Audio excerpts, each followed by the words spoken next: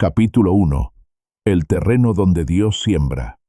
Antes de que empecemos, quiero que sepas una sola cosa. Dios está aquí. Aquí, en el lugar exacto donde estás escuchando esto. En tu cocina mientras se enfría el café. En tu carro, detenido en un semáforo que no cambia. En tu cama a las 3 de la mañana, cuando el mundo entero duerme y tú no puedes. Dios está ahí contigo. No llegó porque lo llamaste. Nunca se había ido. Respira una vez, despacio. No tienes que hacer nada todavía. Solo respira. Y deja que el aire te recuerde que hay una vida sosteniéndote que tú no tienes que sostener. Ahora sí. Empecemos. Dentro de ti, Dios puso un terreno vivo. No una máquina, no un mecanismo frío que responde a botones. Dios no fabrica máquinas, mi buen amigo. Dios siembra jardines. Y cuando el Altísimo quiso hacer su morada más íntima, no la hizo de piedra ni de oro, la hizo de tierra viva, y la puso dentro de ti. Jesús ya lo había contado hace 2000 años, y casi nadie entendió que estaba hablando de la mente humana. Habló de un sembrador que salió a sembrar, de semilla que cayó junto al camino, y se la llevaron los pájaros, de semilla que cayó entre espinas, y quedó ahogada, y de semilla que cayó en tierra buena y dio fruto a 30, a 60 y a 100 por uno. Nunca estuvo hablando solamente de agricultura, amigo mío. Estaba hablando de ti, de la tierra que llevas dentro del pecho. Ese terreno recibe todo lo que cae en él, y devuelve, siempre devuelve, porque el Espíritu Creador que habita en ti no sabe negarse. Multiplica lo que encuentra. Ese es su oficio desde antes de que existiera el mundo, y el Espíritu no lo ha interrumpido ni un solo día. Si siembras trigo, la mano de Dios te devuelve trigo. Si siembras espinas, esa misma mano fiel te devuelve espinas, sin reproche, sin castigo, con la obediencia perfecta de un padre que decidió respetarte más de lo que tú te respetas a ti mismo. Eso no es dureza, eso es amor divino tomándote en serio. Y aquí quiero que te detengas conmigo, porque esto es lo que casi nunca se dice en voz alta. Nadie te enseñó a cuidar ese terreno. Nadie. No te lo enseñaron en la escuela. No te lo enseñó tu padre, porque a él tampoco se lo enseñaron. No te lo enseñó la vida, que estaba demasiado ocupada exigiéndote cosas. Creciste con un jardín de Dios dentro del pecho, y nadie te dijo que estaba ahí. Y si hoy miras tu vida y encuentras cosas creciendo que tú jamás habrías elegido, miedos que no pediste, tristezas que se quedaron a vivir, una voz que te habla feo cuando nadie escucha, quiero que oigas esto con toda claridad. Eso no es tu culpa. El viento trae semillas que nadie plantó. Cae en el terreno lo que otros dejaron caer. Las palabras de alguien que te hirió hace 20 años. El miedo que respiraste en tu casa cuando eras niño. La sentencia que alguien pronunció sobre ti en un mal día y que tú guardaste como si fuera profecía. Tú no sembraste eso, solo lo recibiste, porque el terreno estaba abierto y nadie te había enseñado a cuidarlo. Y Dios lo sabe, y no te lo está cobrando. Deja que eso baje, no lo pienses. Deja que baje hasta donde duele, porque hay algo que el Padre nunca ha hecho, ni una sola vez, en toda la historia del alma humana, mirar un terreno descuidado y darle la espalda. Dios no exige un jardín perfecto para venir a habitarlo. La presencia divina entra donde la dejan entrar, y empieza a trabajar con lo que hay hoy, con lo poco que sientas que te queda esta noche. Ese es el carácter del Espíritu Santo. No espera a que estés listo. Se sienta contigo en la tierra seca, y empieza a regar.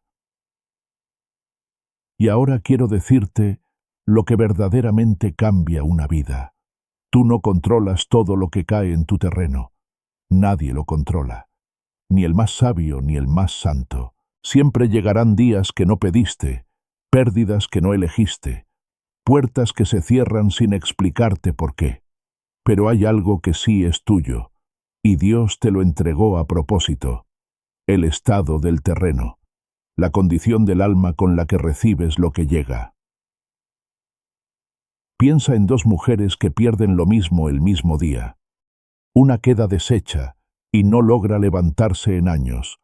La otra llora igual, se quiebra igual, no finge nada delante de nadie, y con el tiempo se levanta más tierna, más sabia, más cerca de Dios, de lo que jamás había estado.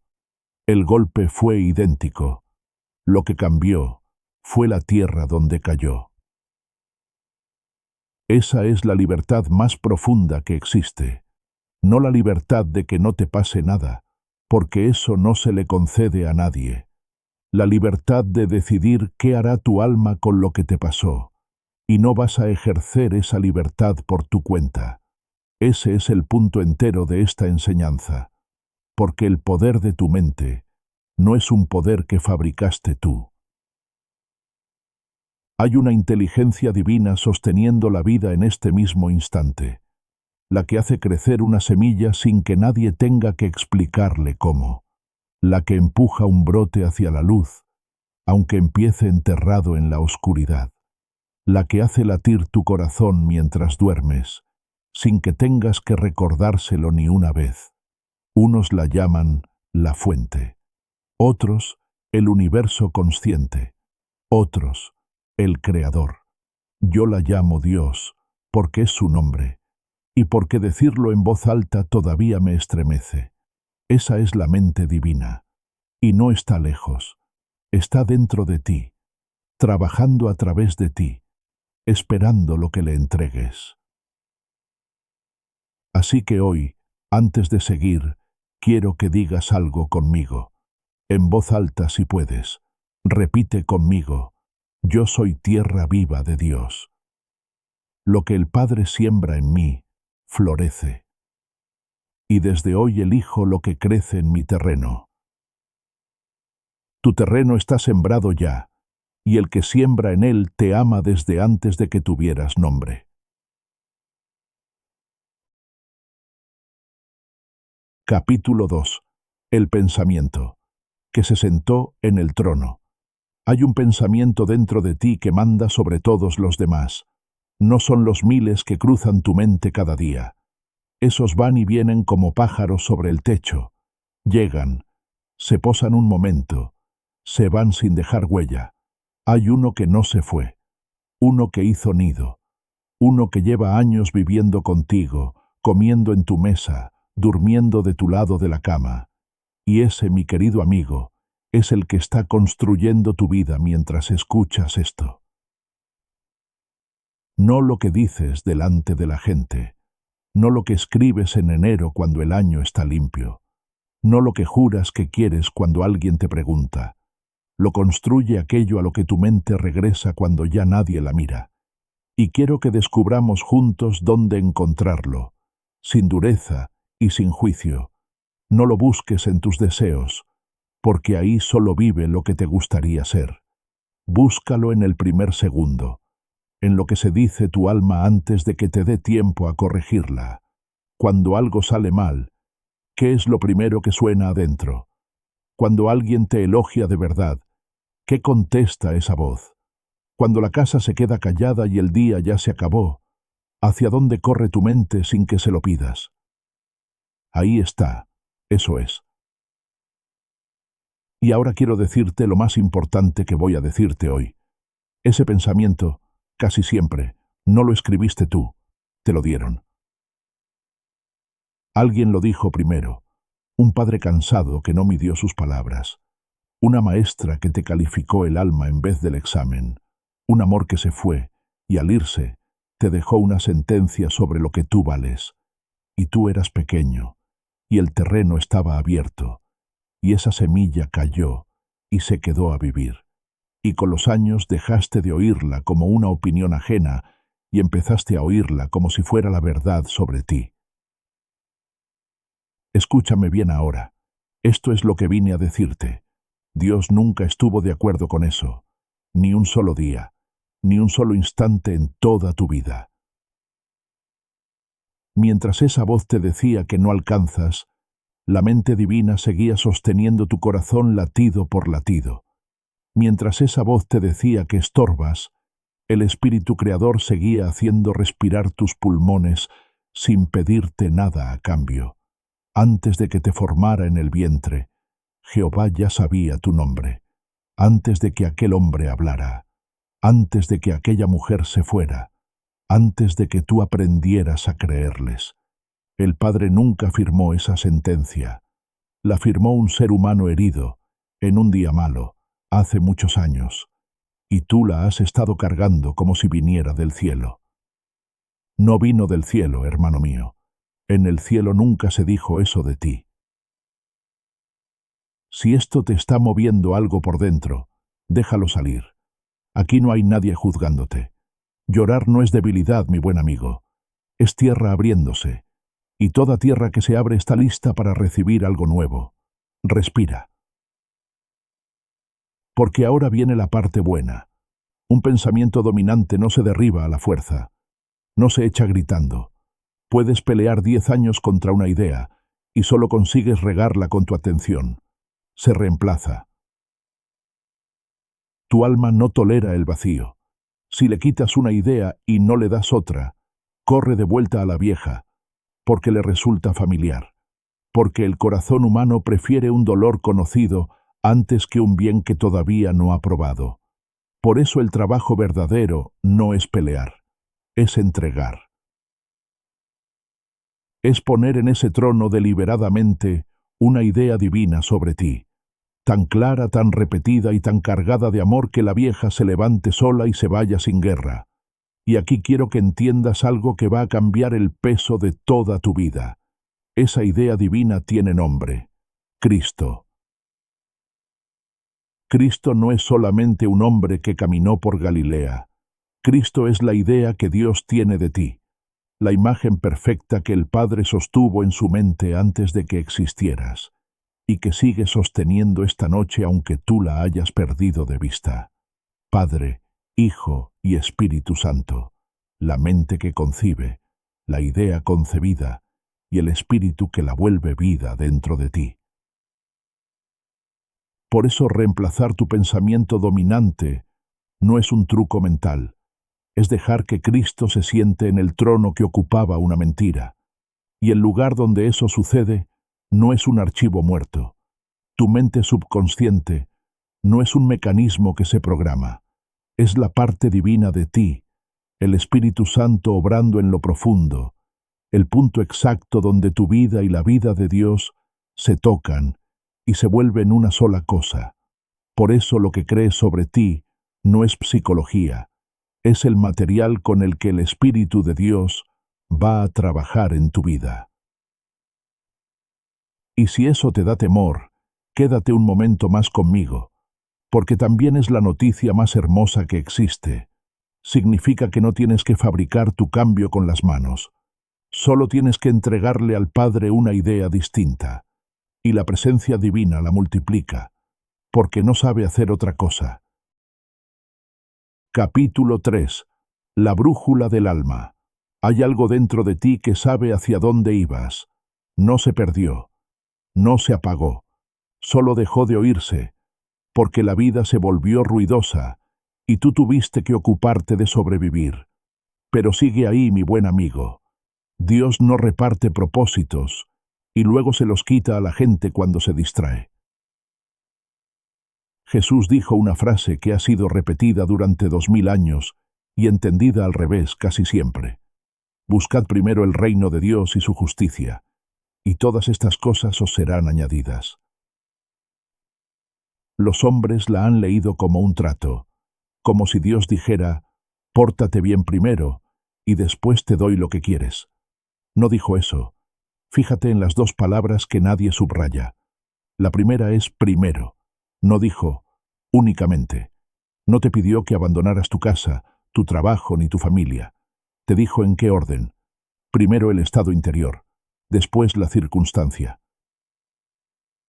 Y la segunda palabra es la que cambia una vida entera. Añadidas. No dijo conseguidas. No dijo arrancadas. No dijo peleadas. Añadidas. Como se añade el fruto a un árbol que ya está sano. Nadie tira de una manzana para que crezca. El árbol se ocupa de estar vivo, y la manzana se añade sola. Y para que no quedara duda de dónde está ese reino, lo dijo con todas las letras. El reino de Dios está dentro de vosotros. Dentro, no en el cielo, no después de morir, no a la vuelta de un año mejor. El reino de Dios está en tu conciencia, y desde ahí gobierna todo lo que tu vida llega a ser. Por eso hay gente que consigue todo lo que se propuso y sigue teniendo hambre. Persiguieron la manzana durante 20 años y nunca se ocuparon del árbol. Y si eso te describe, quiero que respires antes de seguir. No perdiste el tiempo. Nada de lo que viviste se desperdició. Dios sabe usar hasta los caminos que no llevaban a ninguna parte, porque el Espíritu Creador no bota material, lo transforma. Lo único que hace falta es volver al orden correcto. Y aquí está lo que más consuela de todo esto. Tu propósito no tienes que inventarlo. No está en un libro que aún no leíste ni en un curso que todavía no pagaste. Se recuerda. Dios lo puso dentro de ti antes de que tuvieras edad de razonar, y quedó guardado en el lugar más profundo de tu alma, ahí donde el Espíritu Santo obra sin pedirte permiso. ¿Quieres saber dónde buscarlo? En lo que te conmueve sin motivo, en el dolor ajeno que no puedes ver sin que se te apriete el pecho, en aquello que hacías de niña o de niño, cuando nadie te miraba y el tiempo desaparecía. Ahí ha estado el Padre hablándote toda la vida, en voz baja, esperando que un día te quedaras callado el tiempo suficiente. Hoy te quedaste callado. Y quiero decirte algo sobre cómo habla Dios, porque mucha gente lo espera de la forma equivocada. El Padre casi nunca habla en trueno. Elías lo aprendió en la montaña. Vino un viento recio que rompía las peñas, y Dios no estaba en el viento. Vino un terremoto, y Dios no estaba en el terremoto. Vino un fuego, y Dios tampoco estaba en el fuego. Y después del fuego, un silbo apacible y delicado. Ahí estaba Jehová. Eso significa que la voz de Dios en ti no compite con el ruido. No grita para hacerse oír por encima de tus preocupaciones. Espera, y espera con una paciencia que a mí me deshace cada vez que lo pienso. Llevas años sin escuchar, y el Espíritu Santo sigue ahí, en el mismo lugar, con la misma frase, aguardando el día en que bajes el volumen. Ese silbo apacible es tu propósito hablándote. No suena a ambición, no suena a urgencia, suena a paz, y por eso la gente que corre nunca lo oye. La presencia divina no te va a arrastrar hacia tu destino, te va a susurrar, todos los días, hasta que quieras. Repite conmigo, amigo mío, sin prisa, yo soy portador de un propósito divino. El reino de Dios está dentro de mí, y desde ahí ordeno mi vida. Lo que es mío, me será añadido. Tu brújula nunca se rompió. Solo estaba esperando que dejaras de correr para poder señalarte el norte. Capítulo 4. La fe no es esperanza. La esperanza mira hacia adelante. La fe descansa. Esa es toda la diferencia, y por no entenderla, hay millones de personas orando con angustia y llamándolo fe. La esperanza dice, ojalá suceda algún día. La fe dice, ya está hecho, y yo lo recibo. Escucha cómo lo dijo Jesús, y presta atención al tiempo del verbo, porque ahí está escondida toda la enseñanza. Todo lo que pidiereis orando, creed que lo recibisteis, y os vendrá. Creed que lo recibisteis. Pasado, no futuro. No dijo, Creed que lo recibiréis algún día si Dios quiere. Dijo, cree que ya lo tienes, y entonces aparecerá en tu vida. Eso, mi querido amigo, no es psicología positiva. Es la ley espiritual más antigua que existe, y Jesús la enunció en una sola línea. Lo que se acepta en la conciencia como un hecho consumado, el Espíritu de Dios lo va vistiendo de circunstancias hasta que se hace visible. Por eso la oración angustiada casi nunca se cumple. No porque Dios castigue la angustia, el Padre nunca ha castigado a nadie por tener miedo, sino porque la angustia es la declaración de que todavía no lo tienes, y el terreno recibe esa declaración con la misma fidelidad con que recibe cualquier otra. Suplicar 20 veces al día es sembrar 20 veces la idea de la carencia. Y ahora quiero que sueltes cualquier culpa que se te haya movido con esto. Nadie te enseñó a orar así. A casi todos nos enseñaron a rogar, porque quien nos enseñó también rogaba, y quien le enseñó a él también. No hay ningún reproche aquí, solo una puerta que se abre.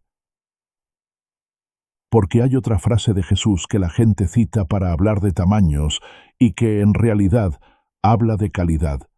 Si tuvierais fe como un grano de mostaza, diríais a este monte, pásate de aquí allá, y se pasaría. Todos entienden que el grano de mostaza es pequeño. Casi nadie se pregunta por qué eligió una semilla y no una piedra pequeña. Porque una semilla no es pequeña, es concentrada. Dentro de ese grano diminuto está el árbol entero, completo, sin que falte una sola rama. No necesita crecer en tamaño, necesita caer en tierra y dejar de ser movido.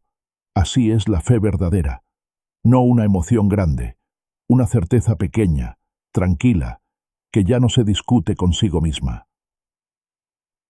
Y hay algo más que quiero que sepas antes de que sigamos, porque es lo que sostiene todo esto. La fe no es un esfuerzo que tú haces, es un descanso al que tú entras. Cuando de verdad crees algo, dejas de forcejear. Duermes, trabajas en paz, sigues haciendo lo que te toca, pero sin ese temblor de fondo. Ese descanso es la señal. Cuando aparece, la presencia divina ya está obrando. Y hay una forma de orar que a mí me cambió la vida, mi buen amigo, y quiero dártela antes de cerrar. Se llama dar gracias por adelantado. Jesús lo hizo delante de la tumba de Lázaro, y es una de las escenas más impresionantes de todo el Evangelio. Antes de que el muerto saliera, antes de que ocurriera absolutamente nada, levantó los ojos y dijo, Padre, gracias te doy por haberme oído. Gracias te doy, ya, con la piedra todavía puesta. La gratitud anticipada es el idioma de la fe, porque solo se agradece lo que ya se tiene. Rogar declara ausencia, agradecer declara posesión, y el Espíritu de Dios en ti recibe esa declaración y empieza a trabajar con ella. Por eso el Padre no necesita que le expliques tu situación con detalle. Dios no es un funcionario al que haya que convencer con un buen expediente. Es vida queriendo expresarse a través de ti. Y si esta noche no te sale agradecer porque el dolor es demasiado grande, no te fuerces. El Creador no exige entusiasmo. Dile simplemente, Padre, todavía no puedo sentirlo, pero confío en ti. Esa oración también es fe. De hecho, es de las más valientes que existen. Repite conmigo con el pecho, yo soy hijo de Dios, y en mí habita la certeza. Doy gracias por lo que aún no veo, porque en el Espíritu ya está hecho. Y descanso, porque el Padre nunca ha fallado. Lo que le entregaste a Dios no está en el aire, está en manos que no sueltan. Capítulo 5. Lo que siembras. En lo profundo, hay una parte de ti que trabaja mientras duermes. No descansa nunca. No discute contigo. No opina sobre si mereces lo que le entregaste. Solo recibe y multiplica, en el silencio, sin que tú te enteres. Jesús contó exactamente esto. y es de las parábolas menos citadas y más poderosas que existen. Dijo que el reino de Dios es como un hombre que echa semilla en la tierra, y duerme y se levanta, de noche y de día, y la semilla brota y crece sin que él sepa cómo. Sin que él sepa cómo. Ahí está, mi buen amigo. Ahí está todo. El sembrador no tiene que entender el proceso, no tiene que vigilar la semilla ni desenterrarla cada semana para comprobar si va creciendo. Su trabajo terminó cuando soltó la semilla en la tierra. Lo demás lo hace una inteligencia que no es suya. Eso es tu mente subconsciente, y quiero que entiendas bien qué es, porque casi todo el mundo se equivoca en esto. No es una máquina que se programa, no es un software que se configura, es el Espíritu de Dios en ti, es la parte divina de tu ser, el Espíritu Santo obrando en lo profundo, el punto exacto donde tu vida y la vida del Creador se tocan y se vuelven una sola cosa. Por eso jamás vas a oírme decir que programes tu subconsciente. A Dios no se le programa, a Dios se le entrega. Y esa distinción no es un detalle de palabras, cambia por completo la manera en que te acercas a tu propio interior. Uno programa una máquina con la que no tiene relación. Uno le entrega algo a alguien en quien confía. Ahora bien, ¿cómo se siembra en lo profundo? No con la fuerza de la voluntad. Lo profundo no obedece órdenes. Se siembra con tres cosas: repetición tranquila, imagen clara y emoción verdadera. Eso es todo. Así lo dispuso Dios desde el principio. Por eso los decretos que dices conmigo no son frases bonitas, son semillas que estás soltando en el terreno más fértil del universo. Y por eso lo que te dices en voz baja cuando estás cansado importa mucho más de lo que te dices en voz alta cuando estás animado.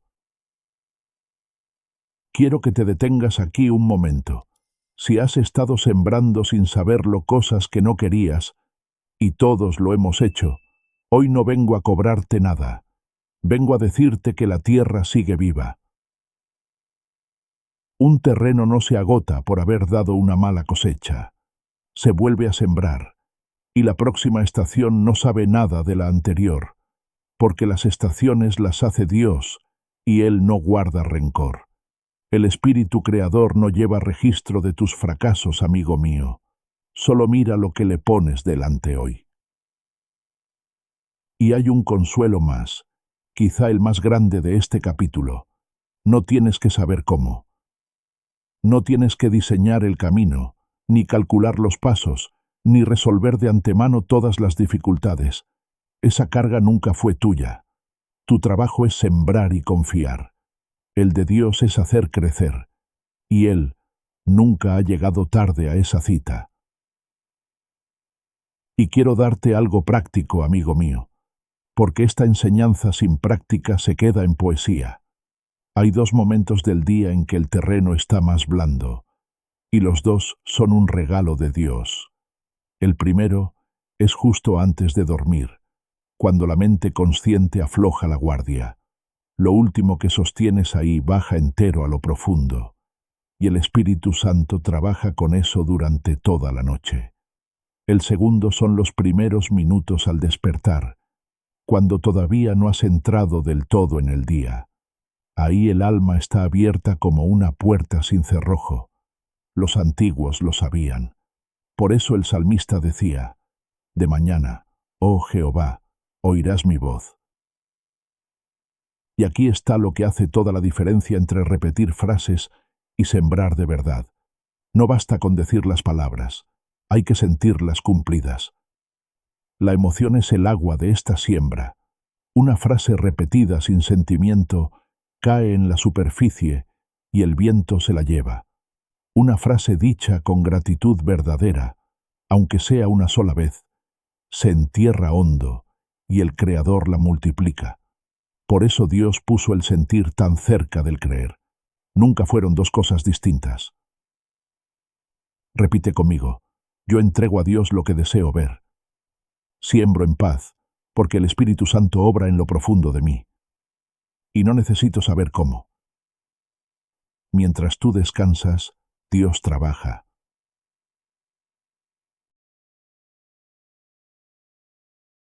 Capítulo 6. Los enemigos silenciosos. Hay miedos que no gritan. Los que gritan casi nunca son el problema. Los ves llegar, los enfrentas, se van. Los peligrosos son los otros, los que llevan tanto tiempo contigo que ya no los sientes como miedo, sino como sentido común. Y por eso nunca se los has entregado a Dios, el que te hace decir, yo no sirvo para eso, sin haberlo intentado nunca, el que te hace llegar tarde a lo que sí querías, el que te convence de que estás siendo prudente cuando en realidad estás escondiéndote. Ese enemigo es silencioso porque habla con tu propia voz. Y aquí quiero decirte algo que espero que te libere. El miedo no es tu enemigo. Escúchalo otra vez, mi buen amigo, porque esto contradice casi todo lo que te han enseñado. El miedo no es un demonio que hay que expulsar. Es un niño dentro de ti que está pidiendo compañía. Un niño que una vez pasó algo difícil y desde entonces vigila las puertas para que no vuelva a ocurrir. No se le echa a gritos, se le abraza y se le lleva de la mano ante el Padre, que es el único que sabe calmar a un niño asustado. Jesús lo mostró en una barca, en medio de una tormenta, y la escena es una de las más hermosas de todo el Evangelio. Los discípulos estaban aterrados, el agua entraba, y el Hijo de Dios dormía. Cuando lo despertaron gritando que iban a perecer, no los regañó. Se levantó, habló al viento y al mar, y dijo 2 palabras: calla, enmudece, y hubo una gran bonanza. Ahora, la lectura que casi nadie hace. La tormenta era real, pero el que la calmó estaba dentro de la misma barca, durmiendo tranquilo, todo el tiempo. Cristo en ti no se altera con tus tormentas, amigo mío. No se ha ahogado nunca. Está dentro de tu barca en este momento, y sigue teniendo autoridad sobre lo que a ti te está quitando el sueño. Lo único que a veces hace falta es despertarlo, es decir, volver a acordarte de que está ahí. Y hay otra escena que remata la enseñanza. Pedro caminó sobre el agua, caminó de verdad, hasta que miró el viento. No se hundió por falta de fe, se hundió porque cambió de atención. Mientras miró a Cristo, el agua lo sostuvo. Cuando miró la circunstancia se lo tragó. Ahí está la ley entera de este capítulo. Lo que miras te gobierna. Mira a Dios. No lo que sabes, no lo que quieres, lo que miras. Y por eso no vamos a pelear contra tus miedos. Vamos a cambiar hacia donde miras. Si hoy tienes miedo de algo, quiero que sepas que no estás fallando delante de Dios. Los discípulos que estaban al lado de Jesús también tuvieron miedo, y Él no los echó de la barca por eso. Los llevó a la otra orilla igual. A ti también te va a llevar. Y hay algo más que quiero darte para los días de miedo, porque las noches largas necesitan algo concreto a lo que agarrarse. Cuando el temor te despierte de madrugada, no discutas con él, no trates de razonarlo. A esa hora el alma no razona. Haz otra cosa, nómbrale a Dios. Di simplemente: Padre, aquí estás, respira, y dilo otra vez. No estás pidiendo nada, estás recordando algo, y en el instante en que el alma recuerda que la presencia divina está en la habitación, el miedo baja de tamaño, porque el miedo vive de sentirse solo. El salmista, que conocía bien esas horas, lo dijo así: aunque ande en valle de sombra de muerte, no temeré mal alguno, porque tú estarás conmigo. Fíjate que no dice que el valle desaparece, dice que lo atraviesa acompañado. Eso es lo que Dios promete, y es más que suficiente. No te va a quitar todos los valles, mi querido amigo. Va a atravesar cada uno contigo. Y del otro lado vas a mirar atrás y vas a ver que el Espíritu Santo nunca soltó tu mano, ni siquiera en el tramo donde tú creíste que ibas solo. Repite conmigo, con firmeza y sin apuro: yo soy sostenido por el poder de Dios. Cristo habita en mí, y ninguna tormenta tiene autoridad sobre mi alma. Miro al Padre, y el suelo aparece bajo mis pies.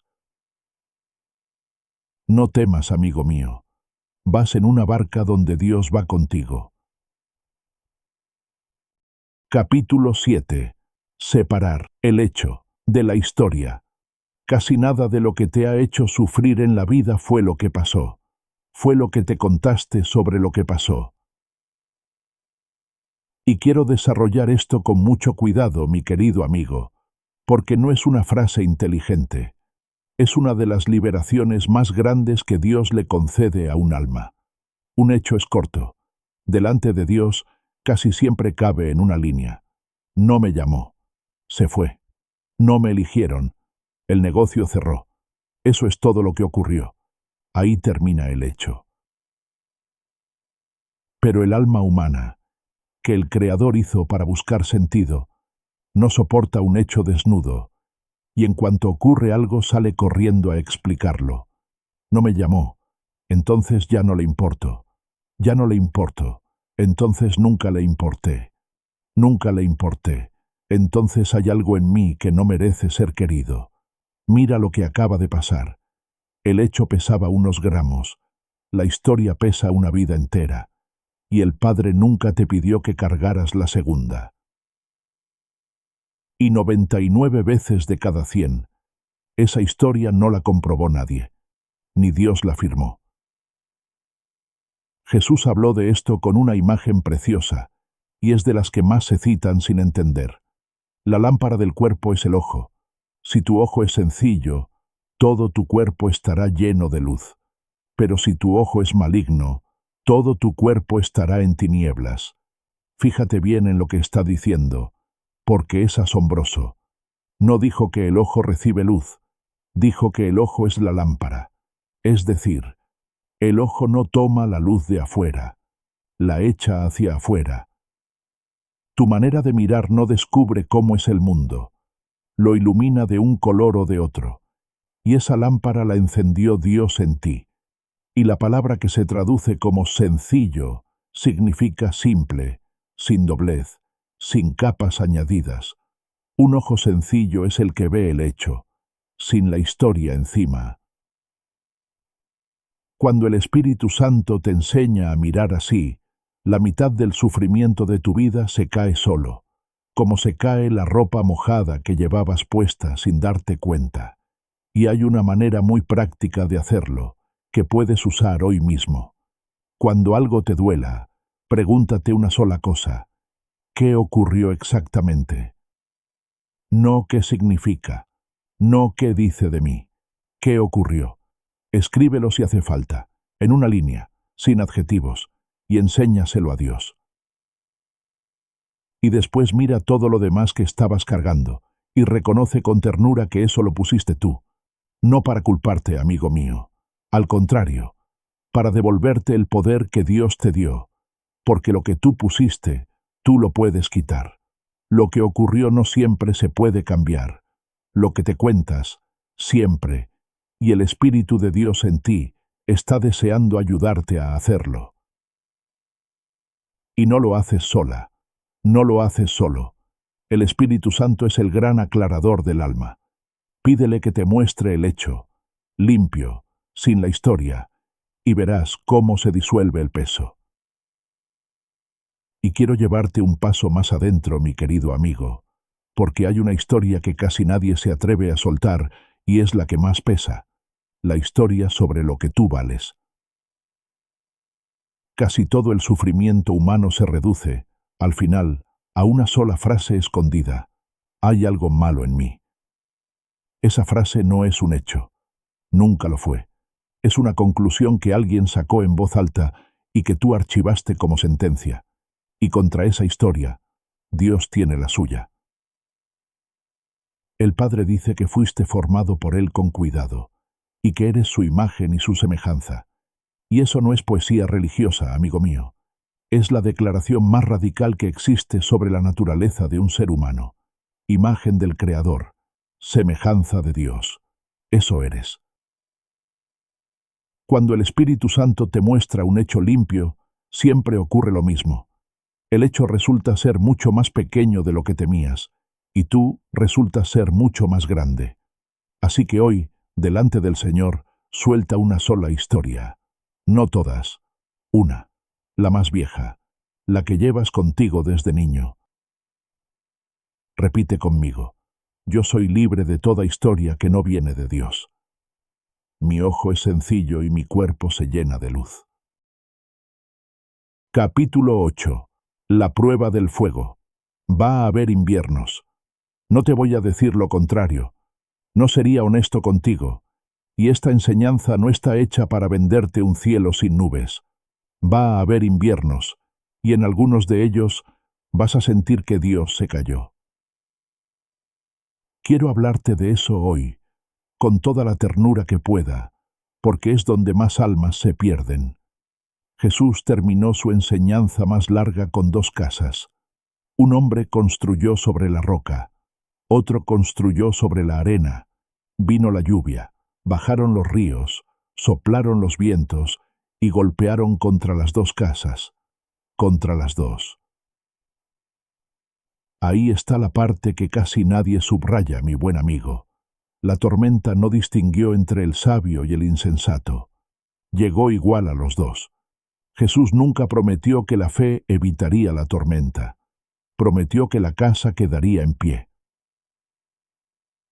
Así que si estás en medio de una tormenta ahora mismo, quiero que sepas algo.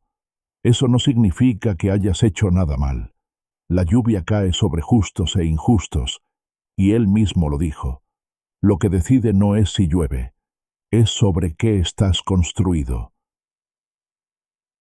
Y hay otra imagen suya, todavía más profunda, que explica por qué el invierno existe. De cierto os digo, que si el grano de trigo no cae en la tierra y muere, queda solo. Pero si muere, lleva mucho fruto. Escucha esto despacio. La semilla enterrada no está siendo castigada por Dios, está siendo sembrada por Él. Desde dentro de la semilla, las dos cosas se sienten exactamente igual. Oscuridad, encierro, silencio, la sensación de que todo terminó. La semilla no tiene manera de saber que está en el punto exacto donde empieza la vida. Y esto es lo que quiero que te lleves de este capítulo, amigo mío. Cuando el alma atraviesa un invierno, casi siempre lo interpreta como abandono, y casi siempre es siembra.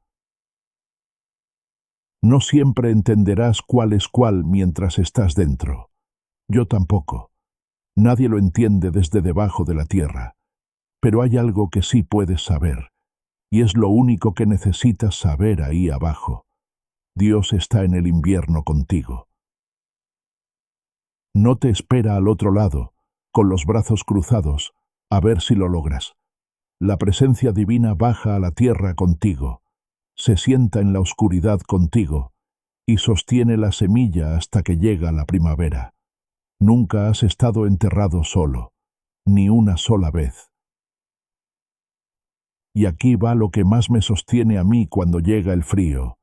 Si Dios permitió que cayeras a la tierra, es porque tiene planes de árbol contigo. A un grano que va a quedarse en el granero no se le entierra. Y hay una cosa más que quiero dejarte, porque en los inviernos largos hace mucha falta. El Espíritu Santo tiene un nombre que casi nunca usamos, y es el más hermoso de todos. Jesús lo llamó el Consolador.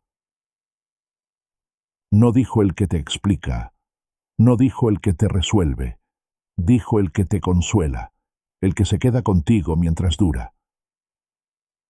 Y prometió algo antes de irse: no os dejaré huérfanos, huérfanos. Esa fue la palabra que eligió. Porque el Hijo de Dios sabía que el alma humana, en el invierno, no siente solamente miedo, Siente orfandad, siente que el padre se levantó y se fue de la casa, y quiero decirte con toda la firmeza que tengo que eso no ha ocurrido nunca. Dios no se va, Dios a veces se queda callado, que es distinto, y ese silencio nos duele, porque estamos acostumbrados a las señales.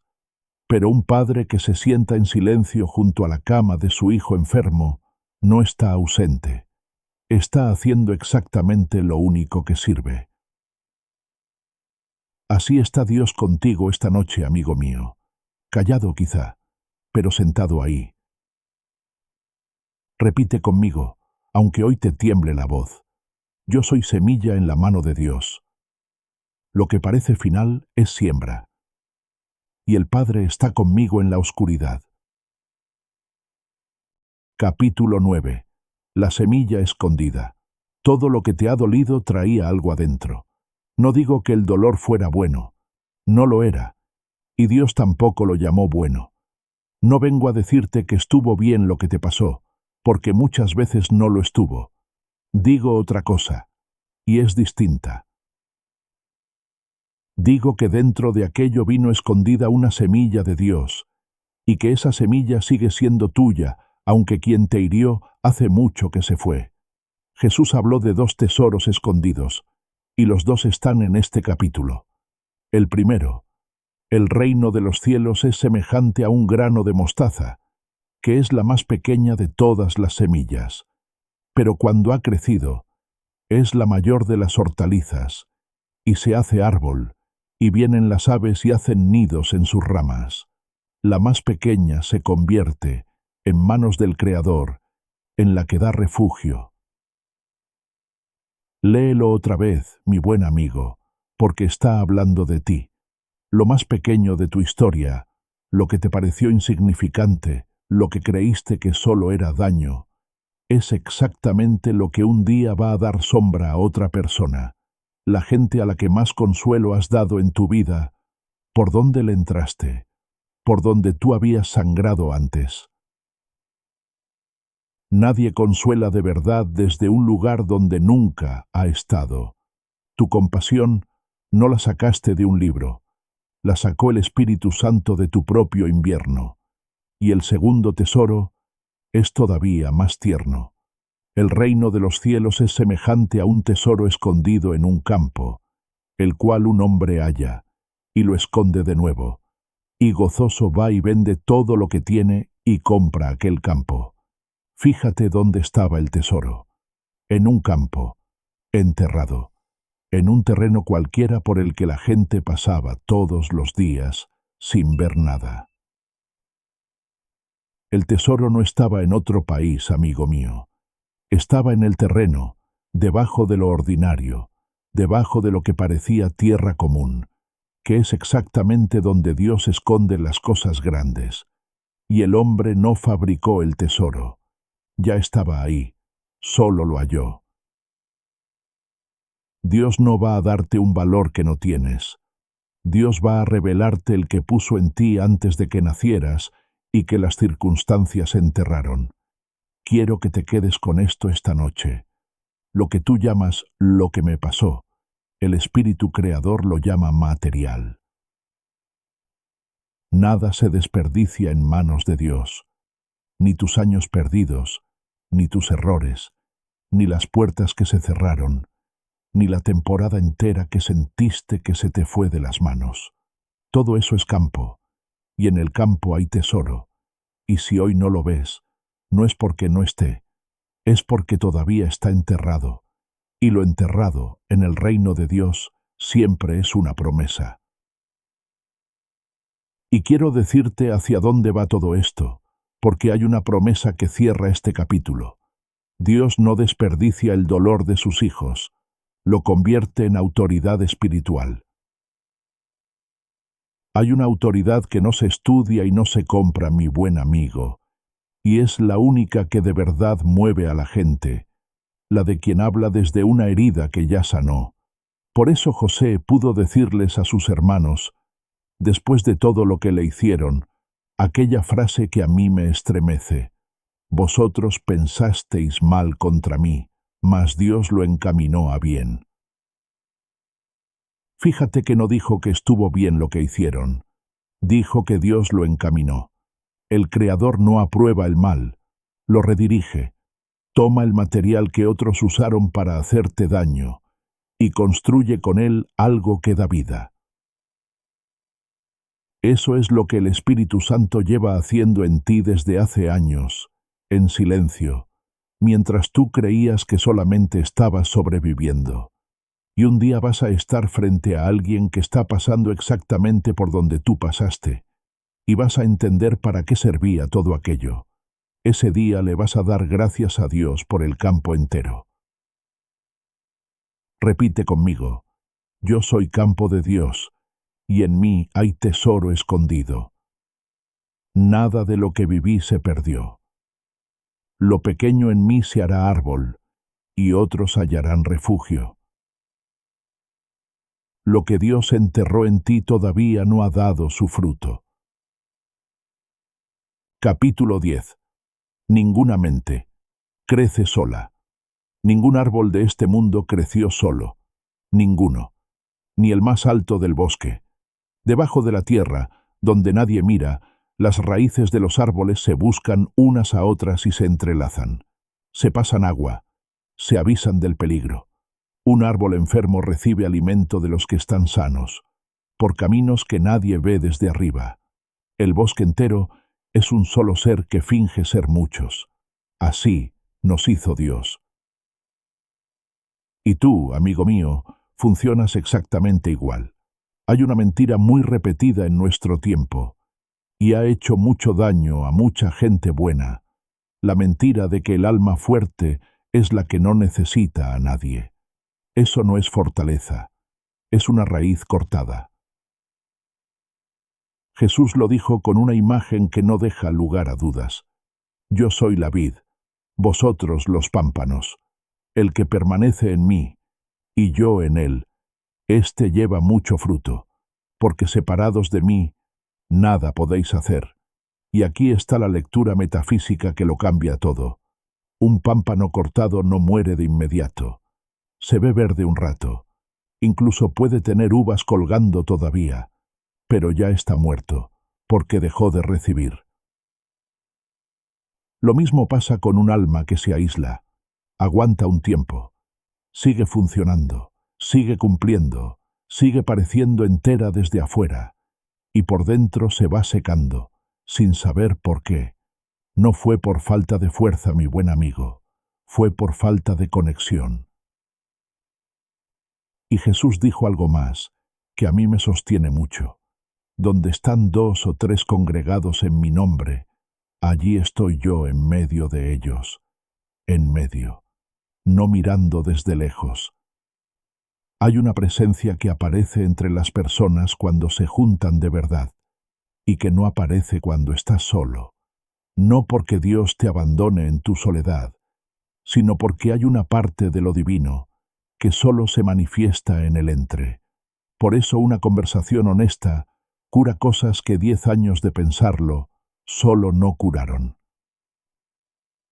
Ahora quiero decirte algo con mucho cuidado. Si te has apartado, no es porque seas orgulloso. Casi nunca es orgullo. Es que te lastimaron y aprendiste que era más seguro quedarte adentro. Eso no es un defecto, es una herida haciendo su trabajo, y Dios no te va a regañar por haberte protegido. Pero hoy quiero invitarte con toda la ternura del mundo a abrir una sola rendija, una conversación, una llamada, una verdad dicha a una persona segura. Las raíces no se entrelazan de golpe, se buscan despacio, en lo oscuro, milímetro a milímetro. Empieza por una. Y quiero darte una advertencia con mucho cariño, porque este capítulo tiene un lado que duele. No todas las raíces alimentan. Hay personas cuya cercanía te seca, y reconocerlo no es falta de amor, es discernimiento. Y el discernimiento es un don del Espíritu Santo. Jesús mismo elegía, se apartaba de las multitudes, Subí al monte a solas con el Padre, y de entre todos los que lo seguían escogió 12, y de esos 12 hubo 3 que entraron donde los demás no entraron. Tú también puedes. Pídele al Creador que ponga a tu lado a las personas correctas. Es una oración que Dios responde con una fidelidad asombrosa, y casi nadie la hace. Y después, cuando lleguen, atrévete a ser tú el primero en abrirte. Alguien tiene que ir delante, que sea el que ya sabe que la presencia divina camina con él. Porque hay algo que solo ocurre cuando 2 almas se dicen la verdad. Aparece Dios en medio, no en teoría, en la habitación. Repite conmigo: yo soy pámpano vivo en la vid de Cristo. Recibo del Padre y comparto con los míos. Y donde hay comunión, allí está Dios en medio. No estás solo, amigo mío. Nunca lo estuviste. Solo estabas desconectado, y eso tiene remedio. Capítulo 11. La ley del que da más. Hay una ley que parece injusta hasta que se entiende, y entonces se vuelve la más hermosa de todas. Al que da se le añade, al que retiene se le seca lo poco que guardaba. No es un castigo, mi querido amigo, es hidráulica del alma. Un canal por el que corre el agua de Dios se mantiene limpio y hondo. Un canal que se tapa para no perder ni una gota se llena de lodo, y termina sin agua y sin canal. Jesús lo enunció con una imagen de mercado que su gente entendía al instante. Dad, y se os dará. Medida buena, apretada, remecida y rebosando, darán en vuestro regazo. Mira el detalle, porque es precioso. En su tiempo, el grano se vendía en una medida. El vendedor honesto la llenaba. El vendedor generoso la apretaba con la mano para que cupiera más. La sacudía para que el grano se asentara. Volvía a llenarla, y seguía echando, hasta que se derramaba por los bordes. Eso es lo que Jesús dice que hace Dios contigo. No te llena, te desborda.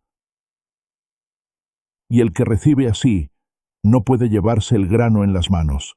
Tiene que abrir el regazo, extender la ropa, hacer espacio con el cuerpo entero. Ahí está la enseñanza escondida. Dios no ajusta la bendición a tu petición, la ajusta a tu capacidad de recibir. Y la capacidad de recibir se agranda de una sola manera, dando. Ahora quiero cuidarte de un malentendido, porque este capítulo se ha usado para manipular a mucha gente sencilla.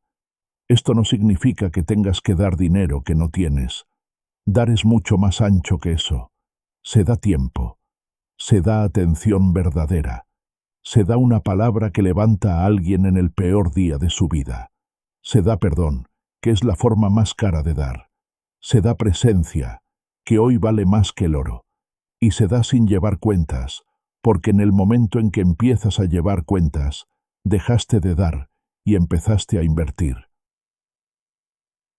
Hay algo más, y con esto cierro. La escasez casi nunca es un problema de cantidad. Es un problema de flujo. Hay gente con mucho que vive apretada, y gente con poco que vive rebosando. La diferencia no está en la cuenta del banco, está en si el canal está abierto. Y si hoy sientes que no tienes nada que dar, escúchame bien, amigo mío. Tienes, siempre hay algo. El Espíritu Creador nunca te dejó vacío. Puede que estés cansado, puede que estés en un invierno, pero vacío no estás. Empieza por lo más pequeño que se te ocurra y observa lo que Dios hace con eso. Y quiero cerrar con la razón más profunda de por qué esta ley existe, porque no es económica, es teológica. Dios da, esa es su naturaleza entera. El Padre no da porque le sobre, da porque dar es lo que Él es. La fuente no se vacía al derramarse, se define al derramarse. Un manantial que dejara de brotar dejaría de ser manantial en ese mismo instante, y tú fuiste hecho a imagen y semejanza de ese Dios. Por eso cuando das te sientes vivo, mi buen amigo, y cuando retienes te sientes pequeño. No es moral, es identidad. Estás hecho a semejanza de un creador que se derrama, y cada vez que te cierras estás actuando en contra de tu propia naturaleza divina. Por eso el que da no está siendo bueno, está siendo él mismo. Y el Espíritu Santo se mueve con una libertad enorme dentro de un alma abierta, porque encuentra el canal limpio y puede pasar. Deja pasar a Dios a través de ti esta semana. Esa es toda la ley. Repite conmigo: yo soy canal abierto de la abundancia de Dios. Doy con alegría, y el Padre me devuelve rebosando. Y mi regazo se ensancha para recibir. Capítulo 12. El momento de decidir. Llega un día en que ya sabes, porque Dios ya te lo dijo. Ya no te falta información. No te falta una señal más. No te falta que alguien te lo confirme por tercera vez. Ya lo sabes. Y lo único que queda es decidir delante del Padre. Y ese momento da miedo, mi buen amigo, porque decidir siempre cuesta algo. Toda puerta que se abre deja otra cerrándose detrás. Pero Dios nunca te lleva a un umbral sin acompañarte a cruzarlo. Jesús habló de una puerta y la describió de una manera que ha asustado a mucha gente sin necesidad. Entrad por la puerta estrecha, porque ancha es la puerta y espacioso el camino que lleva a la perdición, y muchos son los que entran por ella. Porque estrecha es la puerta y angosto el camino que lleva a la vida, y pocos son los que la hallan. La gente oye estrecha y piensa en dureza, en sacrificio, en una vida triste. No es eso. Una puerta estrecha es una puerta por la que no cabes con todo lo que traes. El Padre no te pide sufrimiento, te pide equipaje. Ese es su único significado. No exige que sufras, exige que sueltes. Y eso explica por qué el camino ancho está lleno. Por el ancho se pasa sin soltar nada. Puedes entrar con tus rencores intactos, con tus excusas, con la historia entera que te has contado sobre por qué no puedes. Cabe todo. Y no lleva a ninguna parte, porque nada de eso es de Dios. Por la estrecha solo pasan dos, tú y Dios, y lo que dejas en la entrada nunca es lo bueno de tu vida. Es lo que te venía pesando y no te atrevías a soltar. Hay otra frase suya que remata esto, y es de las más exigentes y más liberadoras del Evangelio. Ninguno que poniendo su mano en el arado mira hacia atrás es apto para el reino de Dios. No es una amenaza, amigo mío, es agricultura. Quien ara mirando hacia atrás tuerce el surco. No puede sembrar recto porque su cuerpo va en una dirección y su cara en otra. Eso no es un pecado, amigo mío. Es un problema de dirección, y el Espíritu Santo lo corrige con una facilidad enorme cuando se lo pides. Y si tú llevas años arando torcido, con el cuerpo aquí y la mirada en algo que ya pasó, esto no viene a condenarte, viene a explicarte por qué estabas cansado. Ahora escucha lo que quiero que te lleves. No tienes que decidir toda tu vida hoy. Tienes que decidir una cosa, una sola, la que sabes. Ya la sabes. Apareció en tu mente cuando empecé este capítulo y trataste de cambiar de tema. Esa.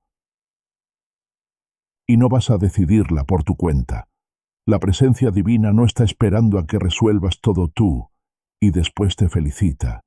Dios entra en el momento en que te mueves, y no un segundo antes, porque la puerta se abre desde tu lado. Y quiero quitarte un peso antes del decreto, porque este capítulo puede sonar exigente y no lo es. Decidir no significa acertar. Dios no te pide que aciertes, amigo mío, te pide que te muevas. Un barco quieto no se puede timonear. Solo el que ya navega puede corregir el rumbo, Y por eso el Espíritu Santo trabaja mucho mejor con alguien que da un paso equivocado que con alguien que no da ninguno. El Padre sabe corregir.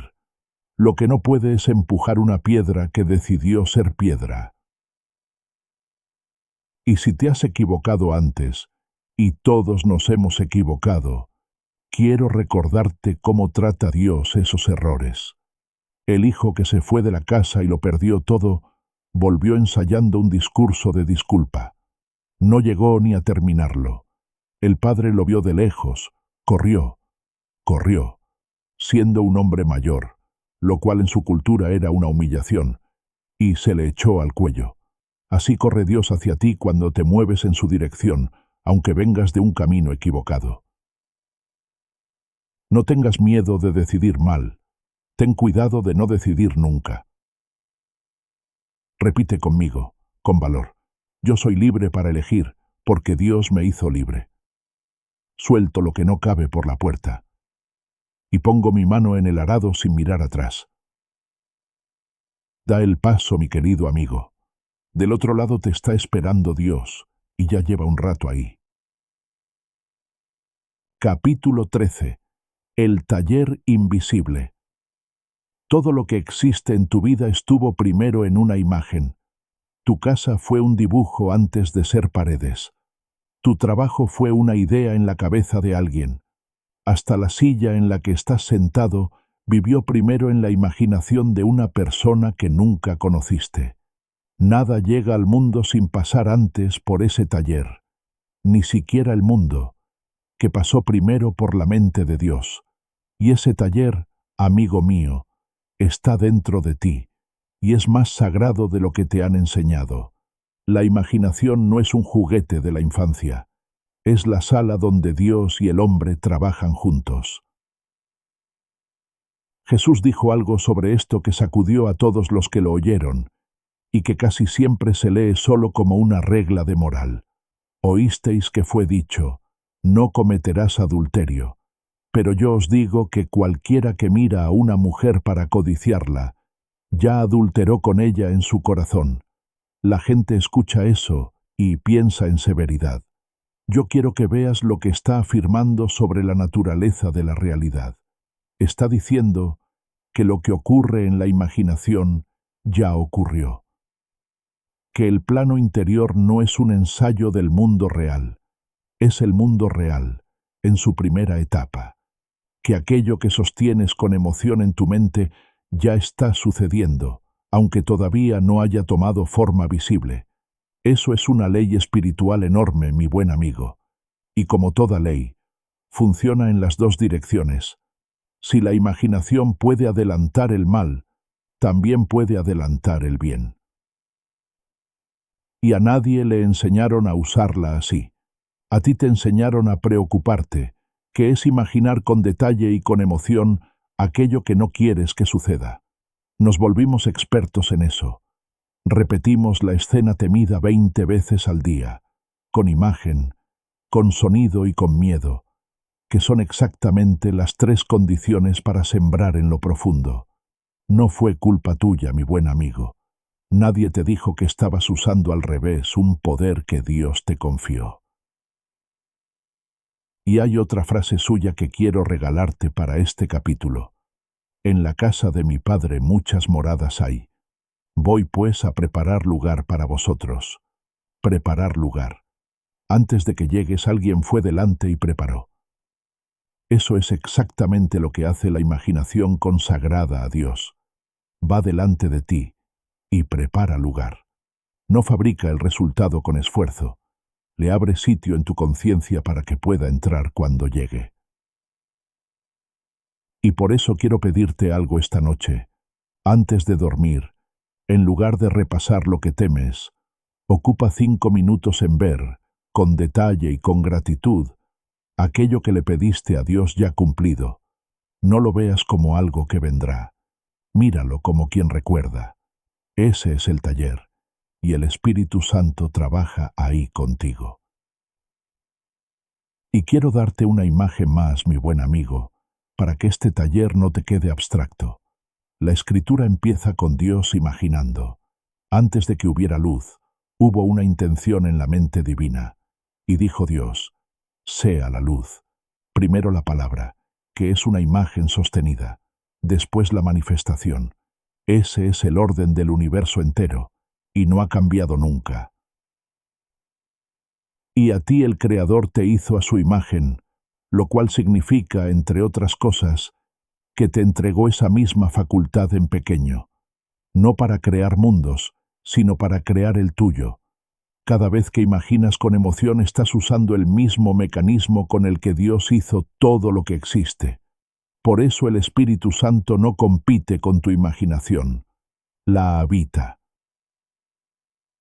Cuando le consagras ese taller al Padre, deja de ser el lugar donde repasas tus miedos y se convierte en el lugar donde recibes. Muchas de las cosas que llamamos ideas propias son en realidad la presencia divina, hablándote en el único idioma que el alma entiende sin traducción. Imágenes. Cuida lo que ves ahí dentro. Es tierra santa. Repite conmigo: yo soy imagen y semejanza del Creador, y mi imaginación es sagrada. Uso este taller para lo que Dios quiere para mí. Y veo cumplido lo que aún no ha aparecido. Capítulo 14. El dominio de sí mismo.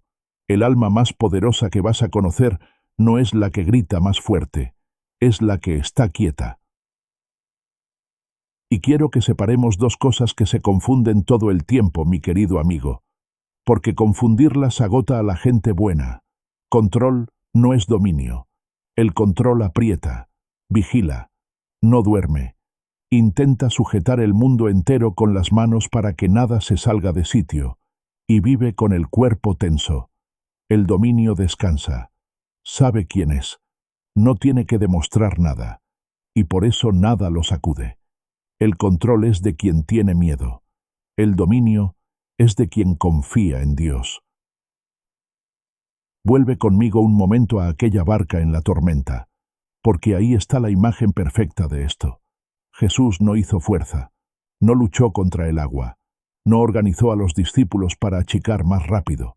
Habló, dijo: calla, enmudece, y el mar se calmó porque en él no había tormenta. Esa es la enseñanza, amigo mío, y es de las más profundas que existen. No calmas lo de afuera peleando con lo de afuera. Lo calmas desde una quietud que ya está adentro, porque ahí vive la presencia divina. Y si dentro de ti hay tormenta, ninguna cantidad de esfuerzo hacia afuera te va a dar paz. Hay gente que lo ha organizado todo en su vida y sigue sin poder dormir, porque nunca le entregó nada al Padre. Ahora bien, ¿cómo se consigue esa quietud? No se consigue, se recibe. Y Jesús dejó la invitación más tierna de todo el Evangelio, para justo este punto. Venid a mí todos los que estáis trabajados y cargados, y yo os haré descansar. Llevad mi yugo sobre vosotros, y aprended de mí, que soy manso y humilde de corazón, y hallaréis descanso para vuestras almas. Escucha la palabra que usó: yugo. Un yugo es la pieza de madera que une a dos animales para que tiren juntos. Y en el campo se ponía siempre un buey experimentado junto a uno joven, para que el joven aprendiera el paso sin agotarse. Jesús no te está ofreciendo una carga, te está ofreciendo ir uncido a Él, para que el peso lo lleve el que sabe. Por eso dice que su yugo es fácil, no porque no haya trabajo, sino porque ya no tira solo. Y aquí quiero que te detengas, si has estado cansado últimamente. Ese agotamiento tuyo casi nunca viene de hacer demasiado. Viene de tirar solo, de sostener con tus fuerzas algo que nunca fue tuyo para sostener, sino de Dios. Dios no te pidió que cargaras el mundo, mi buen amigo, te pidió que caminaras a su lado. Suelta el control esta noche, no la responsabilidad. El control. Son cosas distintas. Y hay una última cosa sobre la quietud que quiero dejarte, porque es la que más me ha servido a mí. El Salmo lo dice en 4 palabras: estad quietos y conoced que yo soy Dios. Fíjate en el orden, amigo mío, porque es exactamente al revés de cómo vivimos. Primero la quietud, después el conocimiento. No dice, entiende bien quién soy, y entonces cálmate. Dice, cállate, y en el silencio vas a saber. Hay cosas de Dios que no se pueden aprender con la mente consciente. Se reciben en lo profundo, donde habita el Espíritu Santo, y ese lugar solo se abre cuando el ruido baja. Por eso el Padre no compite con tu prisa, no te va a interrumpir. La presencia divina espera, con esa paciencia infinita que tiene, a que te sientes. Y cuando por fin te sientes, aunque sean 5 minutos, aunque sea en el carro antes de entrar a la casa, algo se ordena solo, no porque hayas resuelto nada, porque en la quietud dejaste de estorbarle a Dios el trabajo que ya estaba haciendo. Repite conmigo muy despacio, yo soy quietud en Dios. No sostengo lo que el Padre ya sostiene. Y en la calma de mi alma, mi mundo se ordena. Capítulo 15. Una forma de vivir. Hemos llegado al final, mi querido amigo, y quiero que este último rato sea distinto. No voy a enseñarte nada nuevo. Voy a recordarte lo que ya eres, porque todo lo que hemos recorrido en estas horas no era información. Era un regreso a Dios, que nunca se movió de donde estaba. Tu mente es un terreno, y Dios siembra en él. El pensamiento que gobierna decide la cosecha, y Cristo tiene derecho a ese trono. El reino está dentro de ti. La fe descansa en vez de rogar. Lo profundo trabaja mientras duermes. El miedo es un niño que necesita compañía, no un enemigo. El hecho es corto, y la historia la pusiste tú. El invierno es siembra. Lo pequeño se hace árbol. Ninguna raíz crece sola. El que da, desborda. La puerta estrecha solo pide que sueltes. La imaginación prepara lugar. Y la quietud gobierna lo que el esfuerzo nunca pudo. Nada de eso es una técnica. Todo eso es Dios obrando dentro de ti. Es una forma de vivir. Jesús dejó dicho quién eres tú, y lo dijo sin condiciones y sin plazos. Vosotros sois la luz del mundo. No se enciende una lámpara para ponerla debajo de un almud, sino sobre el candelero, y alumbra a todos los que están en casa. Fíjate en el tiempo del verbo otra vez, porque es la última vez que te lo voy a señalar, y es lo más importante que te llevas. No dijo, vosotros seréis la luz cuando os portéis bien.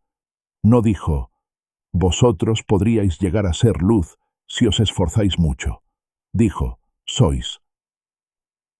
Ya, ahora, con lo que traes puesto esta noche, con tu historia entera a cuestas, con lo que no has resuelto, con lo que todavía te duele. Ya eres luz, porque el Creador te encendió. Solo estabas debajo del almud. Y el almud, amigo mío, casi siempre son las cosas de las que hemos hablado. La historia que te contaste, el pensamiento que otro sembró, el miedo que confundiste con prudencia, la puerta que no cruzaste. Nada de eso apagó la lámpara, solo la tapó. La lámpara nunca se apagó, ni en tus peores años, ni en la temporada de la que no te gusta hablar. Dios no se ha ido en ningún momento de tu vida, y no ha dejado de sostenerte ni siquiera el día en que tú creíste que no valía la pena seguir. Y por eso Jesús pudo decir aquella frase que resume todo lo que hemos hecho aquí. El reino de Dios está dentro de vosotros, no allá, no después, no para otros más santos, dentro, en ti, esta noche. Ahora, antes de despedirnos, quiero pedirte una sola cosa, mi querido amigo. No conviertas esto en una tarea más. No salgas de aquí con una lista de cosas que tienes que hacer bien a partir de mañana. Eso sería volver al terreno del esfuerzo, y ya vimos que ahí no crece nada. Sal con una relación. Háblale a Dios como se le habla a alguien que está en la misma habitación, porque lo está. Cuéntale el día. Agradécele lo pequeño. Pídele en presente, no en súplica. Y cuando no te salgan las palabras, quédate callado con el Padre, porque el Espíritu Santo intercede por nosotros con gemidos indecibles cuando ya no sabemos ni qué pedir. Eso es todo. No hay más técnica que esa. Y si mañana se te olvida todo lo que oíste hoy, que te quede una sola frase, porque de ella se deduce el resto. Dios está dentro de ti, y lo que siembres en ese terreno, Él lo multiplica. Con eso basta para reconstruir una vida entera. Yo lo he visto, yo lo he vivido, y por eso estoy aquí contándotelo.